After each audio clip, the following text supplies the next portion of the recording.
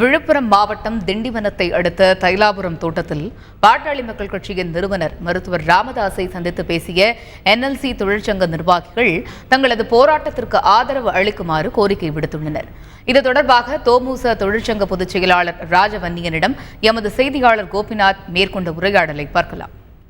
நெய்வேலியில் இன்னைக்கு 21வது நாளாக அங்கே இருக்கிற தொழிற்சங்கங்களோட கூட்டமைப்பு சார்பில் ஆயிரக்கணக்கானவர்கள் தொடர்ந்து ஆர்ப்பாட்டம் மற்றும் போராட்டங்கள் ஈடுபட்டு வராங்க.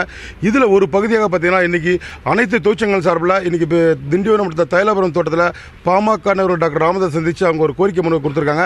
இது பற்றி நம்மளோட அந்த தொழிற்சங்கத்தில் வந்திருக்கிற திமுக தொழிற்சங்க தலைவர் மட்டும் இருக்கார், அவர்கிட்ட கேட்டு தெரிஞ்சுக்கலாம். அதாவது சார், இப்போ நீங்கள் எத்தனை நாள் அந்த போராட்டத்தில் ஈடுபட்டு வரீங்க? இன்னைக்கு டாக்டர் ராமதாஸ் சந்திச்சிருக்கீங்க, அவர் என்ன உங்களுக்கு உறுதி வச்சிருக்காரு?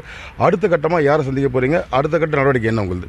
கடந்த 20ஆம் தேதி இரவு பணியிலிருந்து எங்களுடைய ஊதிய மாற்று கோரிக்கைக்காக உயர்விற்காக தொடர் வேலைநிறுத்தத்தை காலவரையற்ற வேலைநிறுத்தத்தை நடத்தி வருகிறோம். அதன் அடிப்படையில் நேற்றைய தினம் ஒரு மாபெரும் உண்ணாவிரதம், ஆயிரக்கணக்கான தொழிலாளர்கள் கலந்து கொள்ளக்கூடிய உண்ணாவிரதம் நெய்வேலியிலே நடைபெற்றது.